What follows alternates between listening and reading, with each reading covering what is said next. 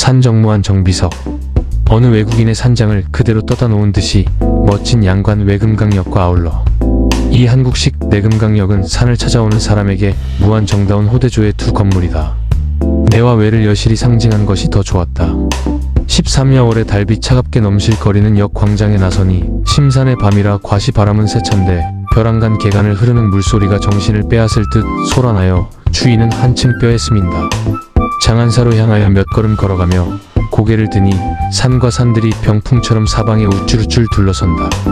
기쓰고 찾아온 바로 저 산이 아니었던가 하고 금세 어루만져 보고 싶은 충동을 느끼며 힘껏 호흡을 들여마시니 어느덧 간장도 청수에 씻기운 듯 맑아온다. 청개를 끼고 물소리를 즐기며 걸어가기 10분쯤 문득 발부리에 나타나는 단청된 다리는 이름부터 격에 어울려 함부로 건너기조차 외람된 문선교.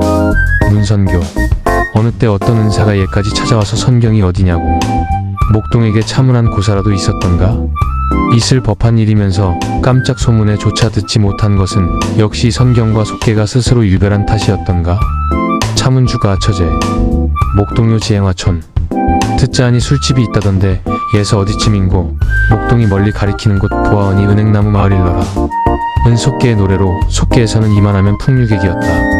동양류의 선경이란 풍류객들이 사는 고장을 일컬음이니 선경과 속계는 백지한 격밖에 아닐 듯이 믿어지니 이미 세진을 떨치고 나선 몸이라 서슴지 않고 문선교를 건너기로 하였다. 이튿날 아침 고단한 마련에선 일찌감치 눈이 떠진 것은 몸에 지닌 기쁨이 하도 컸던 탓이었을까. 안타깝게도 간밤에 볼 수 없던 영봉들을 대면하려고 새댁같이 수줍은 생각으로 밖에 나섰으나 계곡은 여태 짙은 안개 속에서, 준봉은 상기 깊은 구름 속에서 용이하게 자태를 엿보일 성쉽지 않았고 다만 가까운 데의 잣나무들만이 대장부의 기세로 활개를 쭉쭉 뻗고 하늘을 찌르듯이 솟아있는 것이 눈에 띄일 뿐이었다. 모두 근심 없이 자란 나무들이었다. 청운의 뜻을 품고 하늘을 향하여 밋밋하게 자란 나무들이었다. 꼬질꼬질 뒤틀어지고 외틀어지고 한 야산. 나무밖에 보지 못한 눈에는 귀공자와 같이 기품이 있어 보이는 나무들이었다. 장안사 앞으로 흐르는 계류를 끼고 돌며 몇 구비의 협곡을 거슬러 올라가니 산과 물이 어울리는 지점에 조그마한 찻집이 있다. 다리도 쉴 겸 스탬프북을 한 권 사서 옆에 구비된 기념 인장을 찍으니 그림과 함께 지면에 나타나는 세 글자가 명경대. 부항하여 천지에 참계함이 없는 공명한 심경을 명경지수라고. 이르나니 명경대란 흐르는 물조차 머무르게 하는 곳이란 말인가? 아니면 진이고 온 악심을 여기서만은 정하게 하지 아니치 못하는 곳이 바로 명경대란 말인가? 아무러나 아름다운 이름이라고 생각하며 찻집을 나와 수십 보를 바위로 올라가니 깊고 푸른 황천담을 발밑에 굽어보며 반공의 외연이 솟은 층암 절벽이 우뚝 마주선다. 명경대였다. 틀림없는 화장경 그대로였다. 옛날의 죄의 유물을 이 명경에 비추면 그 밑에 흐르는 황천담의 죄의 영자가 반영되었다고 길잡이는 말한다. 명경. 세상의 거울처럼 두려운 물건이 다신들 있을 수 있을까? 인간 비극은 거울이 발명되면서 비롯했고 인류 문화의 근원은 거울에서 출발했다고 하면 나의 지나친 억설일까? 100번 놀라도 유부족일 거울의 요술을 아무런 두려움도 없이 일상으로 대하게 되었다는 것은 또 얼마나 가경할 일인가?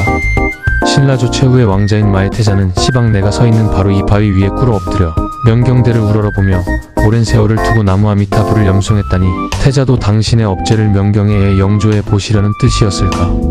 운상기품에 무슨 죄가 있으랴만 등극하실 몸에 마의를 감지 않으면 안 되었다는 것이 이미 불법이 말하는 전생의 연일는지 모른다. 두고 떠나기 아쉬운 마음에 몇 번이고 뒤를 돌아다보며 계곡을 돌아 나가니 앞으로 연마처럼 막아서는 웅자가 석가봉 뒤로 맹호같이 덤누르는 신용이 천진봉. 전후 좌우를 살펴봐야 협착한 골짜기는 그저 그뿐인 듯 진태유곡의 절박감을 느끼며 그대로 걸어나가니 간신히 트이는 또 하나의 협곡. 몸이 감길듯이 정겨운 황천강 물줄기를 끼고 돌면 길은 막히는 듯 나타나고 나타나는 듯 막히고 이 산에 흩어진 전설과 저봉에 얽힌 유래담을 길잡이에게 들어가며 쉬엄쉬엄 걸어나가는 동안에 몸은 어느덧 심해같이 유수한 수목 속을 거닐고 있음을 깨닫게 된다. 천하의 수목이 이렇게도 지천으로 많던가. 팍달나무, 엄나무, 피나무, 자작나무, 고르쇠나무. 나무의 종족은 하늘의 별보다도 많다고 한 어느 시의 구절을 연상하며 고개를 드니 보이는 것이라고는 그저 단풍뿐. 단풍의 산이요 단풍의 바다다. 산 전체가 요원 같은 화원이요 벽공의 외연이 솟은 봉봉은 그대로가 활짝 피어오른 한떨기의 꽃송이다. 사는 때 아닌 때에 다시 한번 봄을 맞아 백화난만한 것일까? 아니면 불의의 신화에 이 봉 저 봉이 송두리째 붉게 타고 있는 것일까? 진주홍을 한박 빨아들인 해면같이 우러러 볼수록 찬란하다. 산은 언제 어디다 이렇게 많은 색소를 간직해 두었다가 일시의 지천으로 내뿜는 것일까? 단풍이 이렇게까지 고운 줄은 몰랐다. 김형은 몇 번이고 탐복하면서 흡사히 동양화의 화폭 속을 거니는 감흥을 그대로 맛본다는 것이다. 정말 우리도 한떨기 단풍에 지나지 않아 보인다. 다리는 줄기요, 팔은 가지인 채 피부는 단풍으로 물들어버린 것 같다. 옷을 헐헐 벗어 꽉 쥐었자면 물에 헹궈낸 빨래처럼 진주홍 물이 주르르 흘러내릴 것만 같다.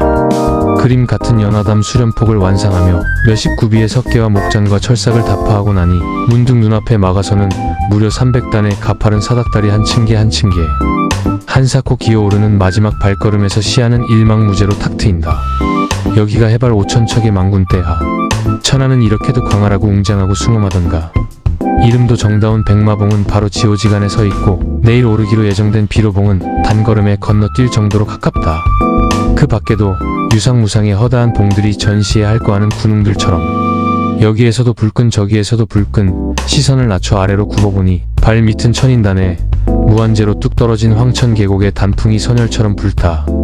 우러러보는 단풍이 새색시 머리에 칠보단장 같다면 굽어보는 단풍은 치렁치렁 늘어진 규수의 붉은 치마폭 같다고나 할까. 수줍어 생글 돌아서는 낯 붉은 아가씨가 어느 구석에서 금방 튀어나올 것도 같구나. 내금강 역사에 도착. 저물 무렵에 마하연의 여사를 찾았다. 산중에 사람이 귀해서였던가.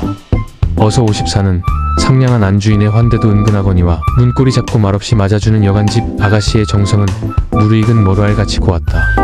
마하연 내금강에 있는 유점사의 말사. 신라 때의 의상 대사가 지었다는 절. 여장을 풀고 마하연암을 찾아갔다. 여기는 선원이어서 공부하는 승려뿐이라고 한다. 크지도 않은 절이건만 승려수는 실로 30명은 됨직하다. 이런 심산에 웬 승려가 그렇게도 많을까? 한없는 청산 끝나 가려 하는데 무한 청산행욕진. 흰 구름 깊은 곳에 노승도 많아라. 백운심천 오승다. 옛글 그대로다. 노독을 풀 겸 식후에 바둑이나 두려고 남포등 아래에 앉으니 온고지정이 불현듯 새로워졌다. 남포등은 참말 오래간만인데 하며 불을 바라보는 김형의 말씨가 하도 따뜻해서 나도 장난삼아 심지를 돋우었다 줄였다며 까맣게 잊었던 옛 기억을 되살렸다. 그리운 얼굴들이 흐르는 물에 낙화송이같이 떠돌았다.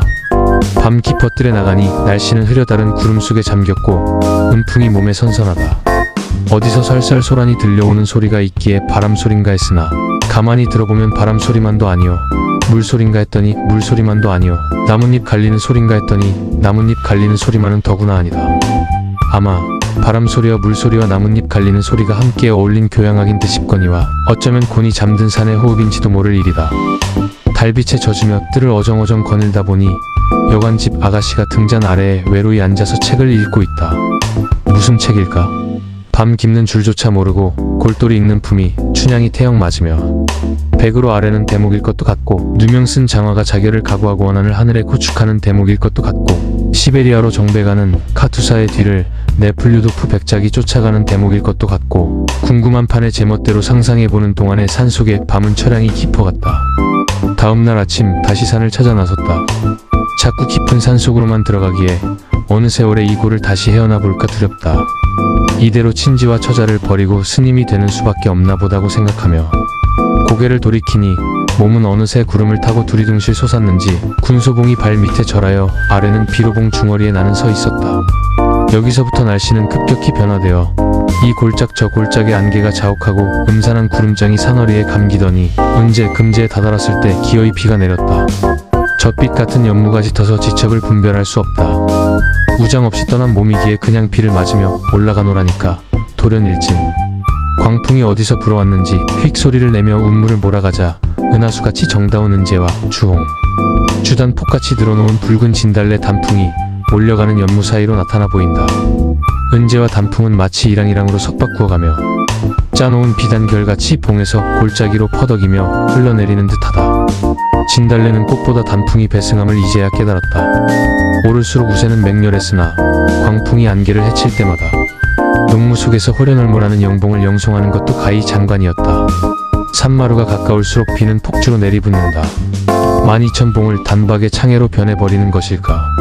우리는 갈 데 없이 물에 빠진 쥐 모양을 해가지고 비로봉 절정에 있는 찻집으로 찾아드니 유리창 너머로 내다보고 섰던 동자가 문을 열어 우리를 영접하였고, 벌겋게 타오른 장독 같은 난로를 에워싸고 둘러앉았던 선착객들이 자리를 사양해준다. 인정이 다사롭기 온실 같은데 밖에서는 몰아치는 빗발이 어느덧 우박으로 변해서 창을 때리고 문을 뒤흔들고 금시로 천지가 뒤집히는 듯하다. 용호가 싸우는 것일까? 산신령이 대로하신 것일까? 경천동지도 유만부동이지 이렇게 만상을 뒤집을 법이 어디 있으랴고. 간담을 죄는 몇 분이 지나자 날씨는 삽시간에 잠든 양같이 온순해진다. 변환도 이만하면 극치에 달한 듯 싶다. 비로봉 최고점이라는 암상에 올라 사방을 조망했으나 보이는 것은 그저 뭉게뭉게 피어오르는 운해뿐. 운해는 태평양보다도 깊으리라 싶었다. 내외의 삼금강을 일망지하에 굽어 살필 수 있다는 한 지점에서 허무한 운해밖에 볼 수 없는 것이 가석하나, 돌이켜 생각건대 해발 6,000척에 다시 신장 5척을 가하고 우연히 저립해서 만학천봉을 발 밑에 꿇어 엎드리게 하였으면 그만이지 더 바랄 것이 무엇이랴. 마음은 천군만마에 군림하는 개선 장군보다도 교만해진다. 비로봉 동쪽은 안악내의 살결보다도 흰 자작나무의 수혜였다. 설 자리를 삼가 구중심처가 아니면 살지 않는 자작나무는 무슨 수중 공주이던가. 길이 저물어 지친 다리를 끌며 찾아든 곳이 애와 맺혀 있는 용마석마의 태자의 무덤이 황혼에 고독했다. 능일하기에는 너무 초라한 무덤 철책도 상석도 없고 풍우에 시달려 비문조차 읽을 수 없는 화강한 비석이 오히려 처량하다. 무덤과 비에 젖은 두어평 잔디밭 테두리에는 잡초가 우거지고 석양이 저무는 서녁 하늘에 화석된 태자의 애기 용마의 고령이 슬프다. 무심히 떠도는 구름도 여기서는 잠시 머무르는 듯 소복한 백화는 한결같이 슬프게 서 있고 눈물 머금은 초저녁 달이 중천에 서럽다. 태자의 몸으로 마이를 걸치고 스스로 험산에 들어온 것은 천년 사직을 망쳐버린 비통을 한 몸에 짊어지려는 고행이었으리라. 울며 소매끼 부여잡는 낭랑, 공주의 섬섬 옥수를 뿌리치고 돌아서 입산할 때의 대장부의 흉미가 어떠했을까? 흥망이 제천이라 천운을 슬퍼한들 무엇하랴만 사람에게는 스스로 신의가 있으니 태자가 고행으로 창맹에게 베푸신 도타운 자애가 천년 후에 따숩다. 천년 사직이 남가일몽이었고 태자 가신지 또다시 천년이 지났으니 유구한 영겁으로 보면 천년도 수유던가. 고작 70생애의 희로애락을 싣고 각축하다가 한 움큼 부토로 돌아가는 것이 인생이라 생각하니 의지 없는 나그네의 마음은 암연히 수스롭다.